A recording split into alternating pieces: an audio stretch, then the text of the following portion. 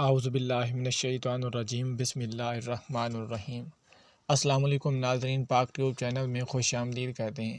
ناظرین، آپ جانتے ہوں گے کہ ڈاکٹر ذاکر نائک اس وقت قطر میں موجود ہیں اور ڈاکٹر ذاکر نائک کے پاس بہت سے ملکوں کے غیر مذہب لوگ ڈاکٹر ذاکر نائک کے پاس اپنے سوال لے کر آتے ہیں اور مطمئن واپس جاتے ہیں۔ اس ویڈیو میں ایک امریکن شخص، امریکہ سے تعلق رکھنے والا نوجوان قطر ڈاکٹر ذاکر نائک کے پاس اپنا سوال لے کر پہنچا۔ اپنا سوال ڈاکٹر ذاکر نائک کے سامنے رکھا۔ اس شخص کا نام جوزف تھا۔ اس نے ڈاکٹر ذاکر نائک کو کہا کہ اگر آپ نے میرے اس سوال کا جواب دے دیا تو میں مسلمان ہو جاؤں گا۔ ڈاکٹر ذاکر نائک بھی علم رکھتے ہیں اور آپ جانتے ہیں کہ ان کے پاس لاکھوں بلکہ کروڑوں لوگ، آپ جانتے ہیں کہ ڈاکٹر ذاکر نائک لاکھوں کروڑوں لوگوں کو مسلمان کر چکے ہیں۔ ڈاکٹر ذاکر نائک نے اس کا جواب تو دیا، لیکن دلچسپ موڑ تب آیا جب ڈاکٹر ذاکر نائک نے کہا کہ میں اس سوال کا جواب نہ دے سکا تو میں چیلنج کرتا ہوں، میں عیسائی بن جاؤں گا۔ یہ ویڈیو آخر تک لازمی دیکھیے۔ ہمارے چینل کو سبسکرائب نہیں کیا تو سبسکرائب کریں، ویڈیو کو لائک نہیں کیا تو لائک کیجیے۔ How do we reconcile the idea that Jesus Christ has a divine nature and the idea that he is just a prophet? Because one, he was born without human intervention, and two, he somewhat behaved as if he was a god. Somehow in the Bible, if you read all the part of the Bible, you will notice this sort of divine kind of stuff, ناظرین، اس شخص نے کہا کہ میں قطر میں match دیکھنے نہیں آیا، میں اپنے سوال کا جواب لینے کی وجہ سے اتنی دور کا سفر طے کیا ہے۔ اس شخص نے سوال کیا کہ جنس کے متعلق بہت سے اقدار پائے جاتے ہیں۔ آپ کہتے ہیں کہ وہ پیغمبر تھے، عیسائی کہتے ہیں وہ خدا تھے۔ وہ ایک ہی وقت پیغمبر اور خدا کیسے ہو سکتے ہیں؟ ہم اس بات کا یقین کیسے کریں؟ اس کی پیدائش بغیر مرد کے ہوئی، اور دوسرا یہ وہ بہت سے معذرات رکھتے تھے۔ بائبل میں لکھا ہے، مگر آپ کہتے ہیں کہ بائبل میں بہت سے غلط باتیں جمع کر دی گئی ہیں، اور میں نے بھی تقریباً 300 سے زیادہ تصدار ڈھونڈے ہیں۔ اس کے بعد میں نے آپ کو سننا شروع کیا۔ بائبل کی مرمت سینکڑوں سال پرانی ہے، اس کو لکھتے وقت بہت سے، مگر چرچ نے فیصلہ کیا کہ بائبل میں کیا رکھنا چاہیے اور کیا نکالنا چاہیے۔ تو مجھے بھی بتائیں کہ ہم ان کو پیغمبر کیوں سمجھیں یا خدا کیوں سمجھیں؟ ویڈیو دیکھیں، پھر آپ کو مزید بتاتے ہیں۔ So if you analyze anyone, any logical person will not agree God-man. You can say godly man, yes. A man who follows the teaching of God, no problem. Godly man, possible. That means messenger of God. But God-man, impossible. So anyone who says God-man, a man having qualities of God, it's impossible. It's meaningless. And if someone says that Almighty God became a human being, even if you agree become a human being, can human being again become God? If he can, then you and I will become God.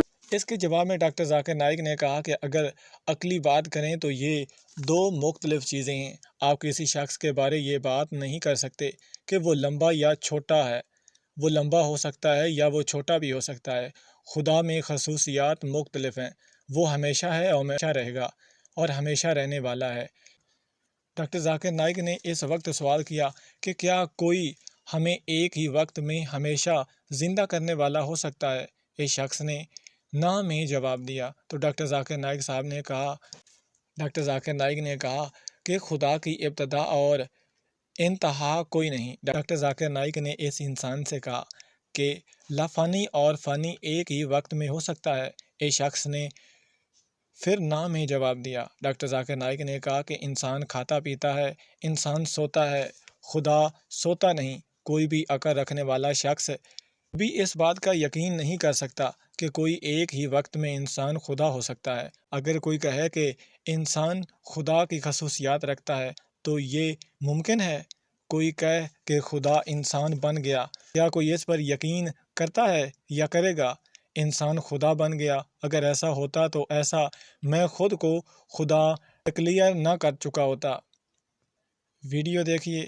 ناظرین، جب یہاں تک بات پہنچی تو حال میں سب بیٹھے ہوئے ذاکر نائک کے اس بات پر اتفاق کرتے دکھائی دیے کہ واقعی آپ سچ کہہ رہے ہیں، کیونکہ آپ کے دلائل ایسے تھے کہ کسی کو بھی انکار ہو بھی نہیں سکتا، کسی کو گمان نہیں ہوتا۔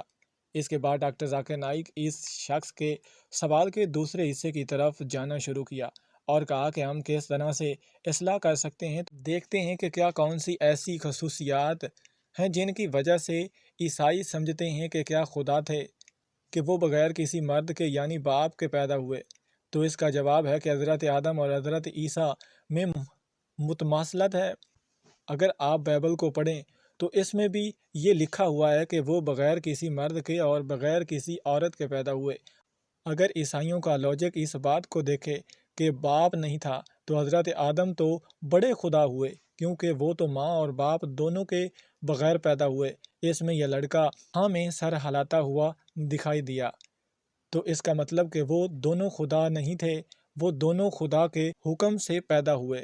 اس کے بعد جوزف نے میک پکڑا اور ڈاکٹر ذاکر نائک سے متفق ہو کر کہا کہ میں اس پر یقین رکھتا ہوں کہ خدا ایک ہے اور حضرت عیسیٰ خدا کے پیغمبر تھے، اور بائبل کو پڑھے تو ایک جگہ پر لکھا ہوا ہے کہ وہ اس بات کو پسند نہیں کرتے تھے کہ لوگ اسے خدا کہیں۔ اس کا مطلب یہ ہوا کہ وہ تو بتا رہے تھے کہ میں خدا نہیں ہوں۔ اس بات پر تالیوں سے گونج اٹھا۔ اس کے بعد ڈاکٹر ذاکر نائک نے اس شخص سے کچھ بنیادی سوال کیے اور پھر اسلام قبول کروانے کے لیے ڈاکٹر ذاکر نائک نے اس شخص سے پوچھا کہ کیا آپ کلمہ پڑھنا چاہتے ہو؟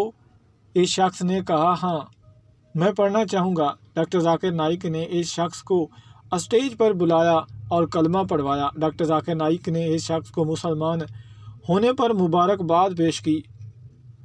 ان پر پورا حال بھی ایک خوشی کی وجہ سے اس شخص کے گلے ملتے رہے اور دین اسلام میں داخل ہونے پر ویلکم کرتے رہے۔ یہ ویڈیو آپ بھی دیکھیے اور پھر ہمیں اجازت دیجیے، نیکسٹ ویڈیو میں ملتے ہیں، تب تک اللہ حافظ۔ Ashhadu Allah Allah ilaha ilaha illallah illallah wa ashhadu wa ashhadu anna Muhammadan abduhu abduhu wa rasuluhu. wa rasuluhu.